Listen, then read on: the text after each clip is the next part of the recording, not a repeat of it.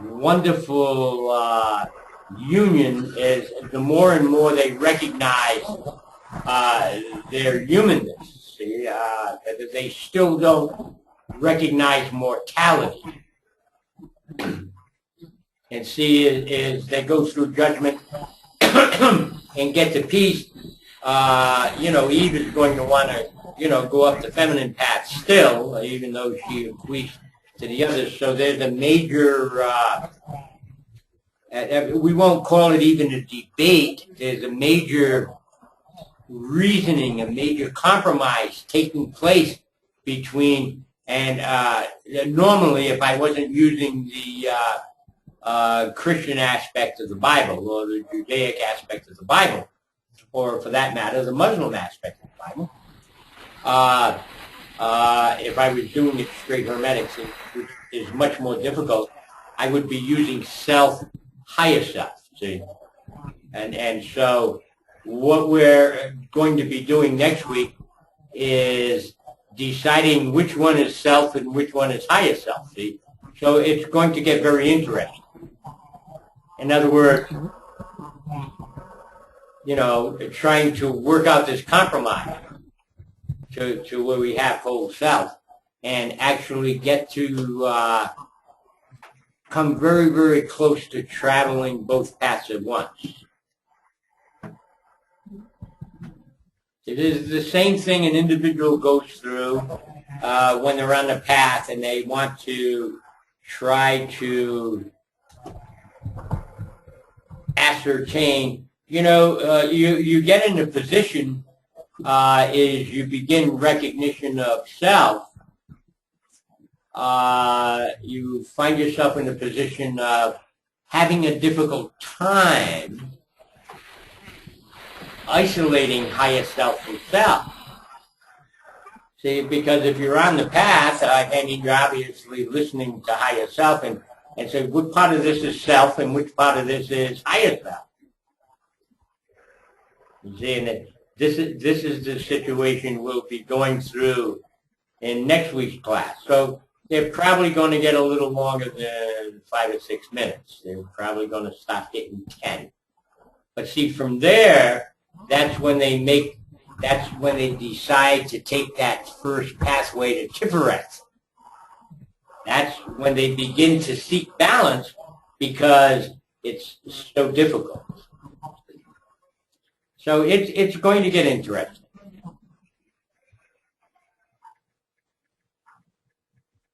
So what do you think? Like fun. Excuse me, Carl? Sounds like fun. Oh, it'll be great fun. It'll be great fun. It'll be great fun. Right now, they're back. See, they don't really yet recognize separateness. They don't really yet. They agree to go that way, but they're still one. They have no conscious recognition of mortality yet. When they got back down to Malkuth together after meeting at Geset, they did realize that things had changed. It wasn't quite the Garden of Eden anymore because they had to eat. They were never hungry before. They had to go to the bathroom. They never had to do that before. They never had any of that. And they still don't recognize that there's another consciousness growing inside of Eve. You see? But, and they do not recognize mortality. You see, that won't happen until we get to Gedju. And there's a birth. Pretty soon he's going to be going, damn, honey, why are you getting fat? You eating too much? What's going on here? She still never had a period. See, this is the parabolic aspect of the way it was created and the way it was dealt with in the Old Testament. See, that's what makes it a lot easier to understand. In other words, And of course, in the Old Testament and stuff, they talk about her punishment for having given him the apple is that, then monthly she'll have periods and stuff like that. She hasn't had any yet. I mean, she got pregnant. When you're pregnant, you don't have periods. They still don't recognize what they've lost. But they do recognize that they lost the lack of desire, they lost never wanting. They want now. They want. What do I want? Well, I want food. Hungry, my tummy's grumbling, see? They didn't have that initially. They lost wanting to go to the bathroom. They haven't even, if you deal with it straightly from the Old Testament, they haven't even achieved shame yet. They don't know they're naked. You see? So these are the things, as we go through these pathways, these are the things they are going to recognize. And so there is a continuing dissociation from the whole. As this process continues, it's dissociative. It's not cumulative. They're still separating. They're still learning the separation from self. And in the process of doing that and recognizing that separation from self, this is how, as they finally get the total realization, they put it back together and bring it back down to Malkuth. That's why, for thousands and thousands of years, they wouldn't even let women study Kabbalah. A man had to be 40 years old, produced a male heir, and has studied Torah, sent shul, or bar mitzvah. So we're talking 25 to 28 years.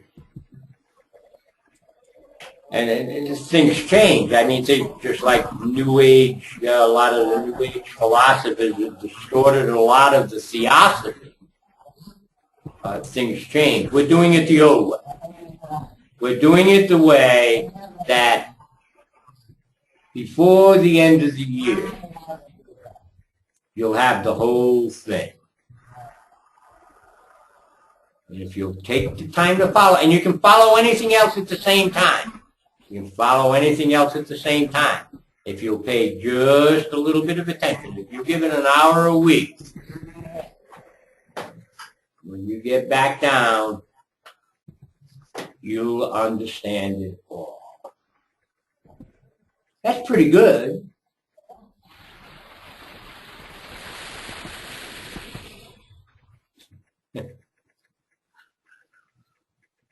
You sure are a cutie, Jim. Better than 28 years of study. What was that, Carl?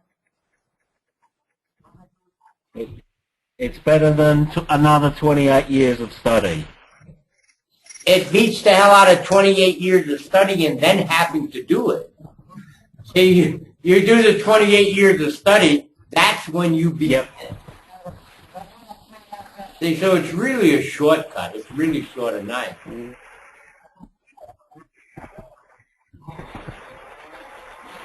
It sort of sounds like the journey of a child, as a baby, suddenly discovering that it's separate from its mother. And then as the child sort of, grows up and learns to interact with the world on their own and then discovers puberty and everything changes again, it's sort of, I can sort of see the life cycle working through all this as well. That's a good analogy, Philip, but seldom does a man understand that analogy. Right. The man does produce the seed that allows the birth, but it's the goddess that carries and nurtures the seed until birth. Yeah. And so these are the type of situations that happen on these pathways as we go through this little recognition of self. And on the ascending pathway, which we're on now, even though we came down a little bit from Necha to Yesod, it's still the ascending pathway. On this ascending pathway, it's constantly enhanced separation from the Godhead. It's, they don't know they're mortal yet. They don't know that there's another human inside of Eve. They're going to slowly come to all these realizations. And every one of these realizations are going to relate back to Samak, which we'll be covering in the one after next, because they'll go halfway there looking from the serpent that had the apple before they go back to Hod and peace and then travel up to Tiferet for the first time. They are trying to find out what they did wrong. They have no knowledge yet that they did anything wrong other than eating from the tree of knowledge. You see. All they know is they were asked not to do that. And so they're starting to recognize their punishments for having done that. And so it gets pretty complex.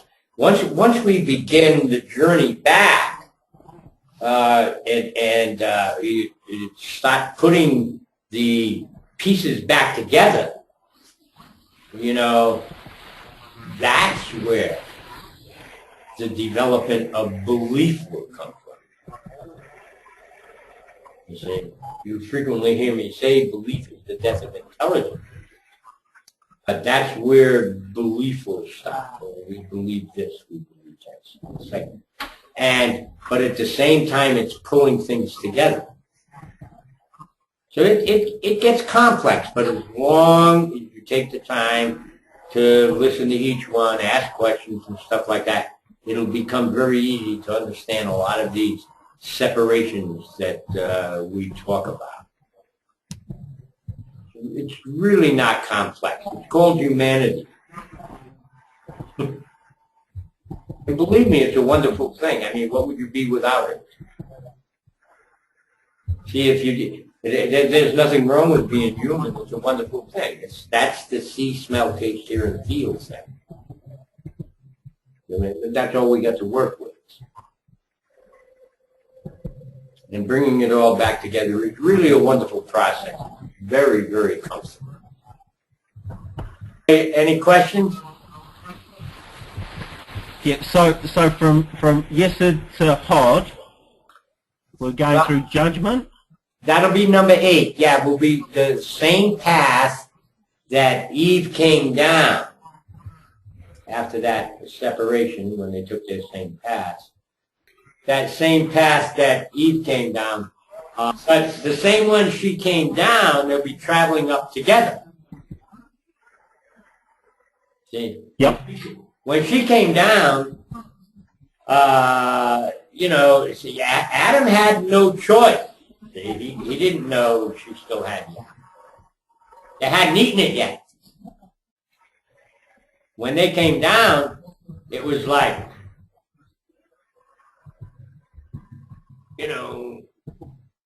should I keep this apple?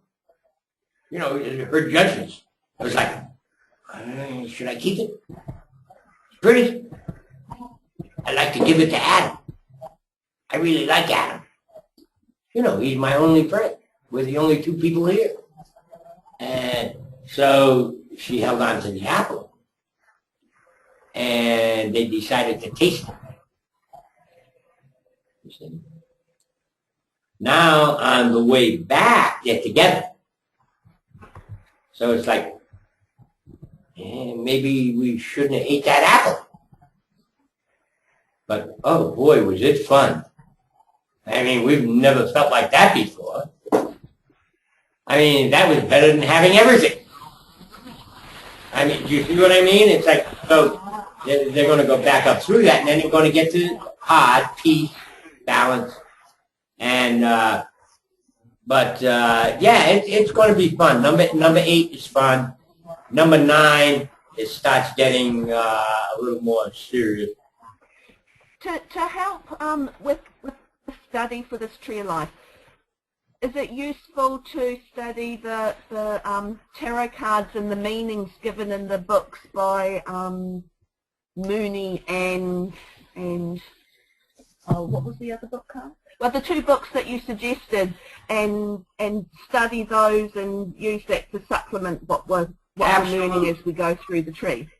Absolutely. Even if you study Dion Fortune, McGregor Mathers, Agrippa, Levy, even though there'll be discrepancies in which card is assigned, sometimes even which letter, and all the time on pathways, it's still beneficial to understand that. You also have to recognize that in every one of them treatises, in every one, in the introduction, there will be a defined statement saying that they're a deliberate misrepresentation. The reason for that is, excuse me? Yeah, I was just going to say, but if we look up judgment, that will cover us off for next week. Correct. Correct. You see, these divergent attributions were not opinions. At the time, there weren't a lot of books around. Most people didn't learn how to read and write until 100 years ago. I mean, education was not a common thing. It was an uncommon thing.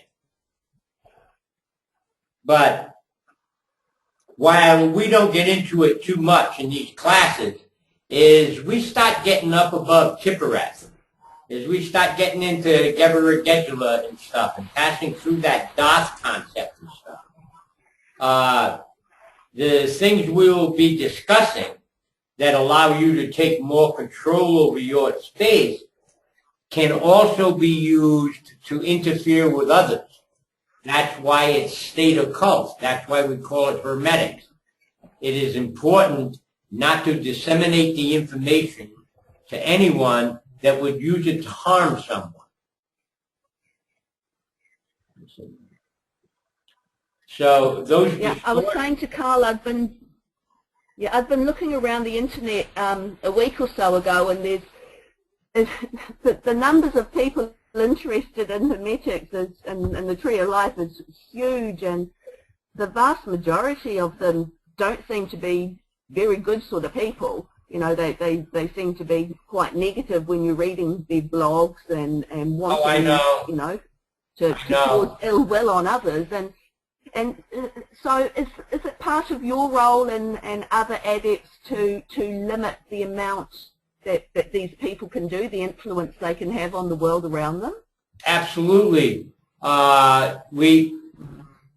It's an unfortunate circumstance, Philippa, when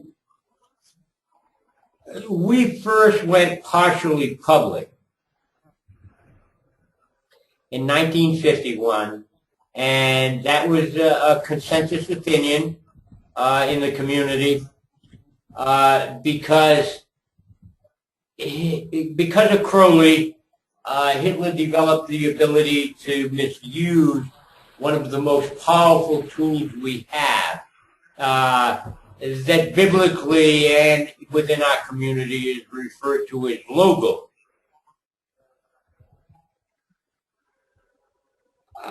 Which basically translates to the word. In the Bible it says, I am the word.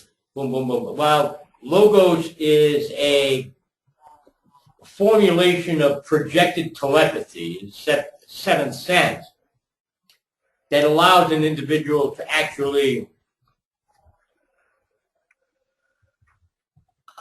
make someone understand something their way. And that's a violation. That's a violation of free will. That's a violation of free will. I, in my childhood, actually did that same violation myself when I met my first wife. It is considered the ultimate mortal sin. It is the worst thing an adept can do, to force another to change their will. And I was very young, and I did not mean to, and yet I lived until Jean died, never knowing if she really loved me. Never knowing. And believe me, that's a horrible punishment. But anyone who achieves their majority is going to find themselves in the position of having to go and achieve the knowledge of that. It'll happen accidentally, or if they're fortunate, they can do a deliberate way where they do the less harm. Wow, you have to. It is impossible to know you have the ability without exercising. I've gone through this circumstance with many people. One of them, two of them, sitting right here on the screen with me.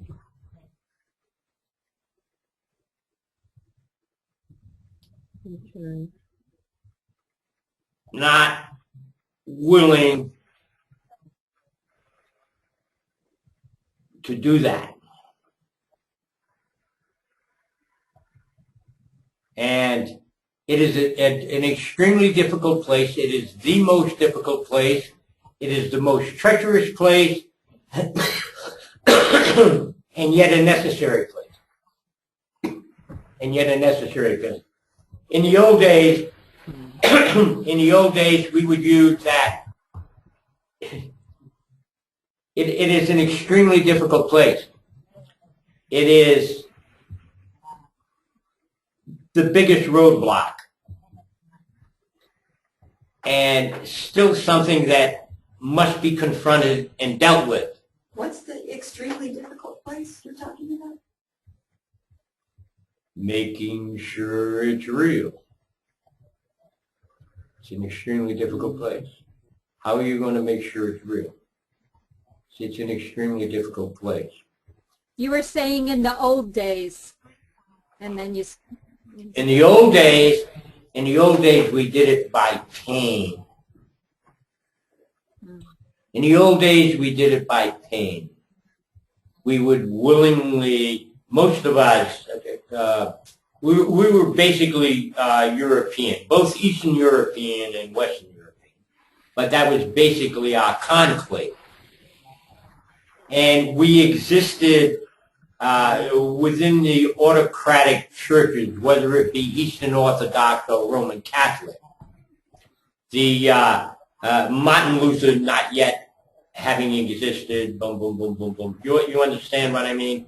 The world was our world, so the known, where we exercised, was either Orthodox or Roman. We lived within those theocracies that gave us the ability to read everything, to be educated, to study, to grow, to exercise our little rituals and whatnot to try and enhance self and achieve the magician or priestess status. And then, when we needed the proof,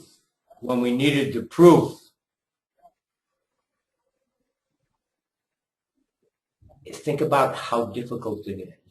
Think about self and how difficult it is to deliberately allow yourself to be charged as a heretic, knowing they're going to break every bone in your body and burn you at the stake. That's how we did it.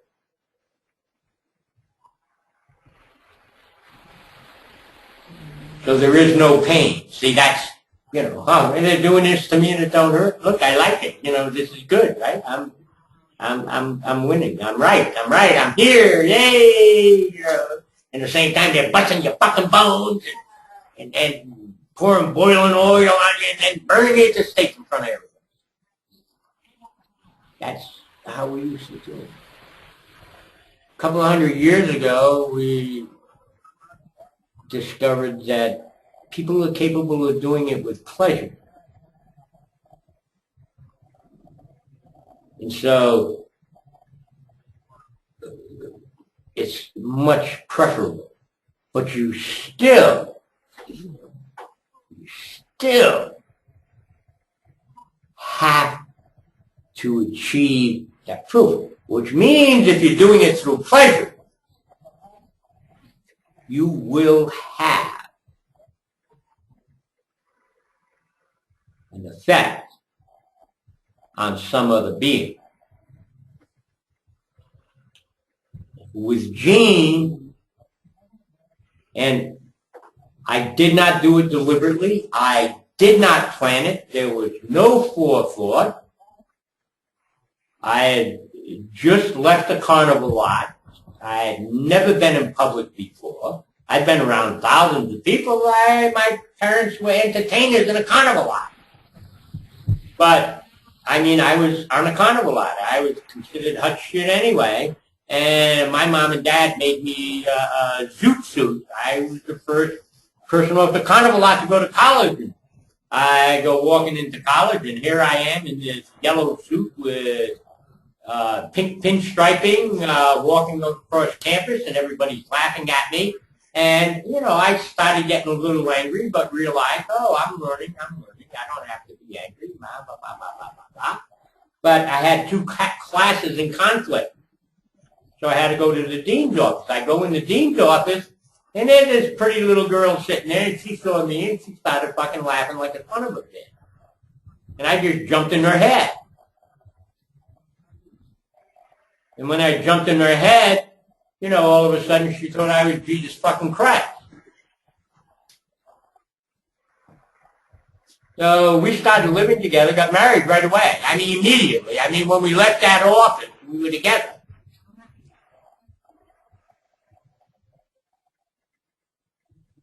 That's not a natural circumstance. I never knew if her free will would have loved me. You see? Major violation. The biggest violation you can make is to interfere with someone's free will. And so as you enter this point in your development, trying to find a way to achieve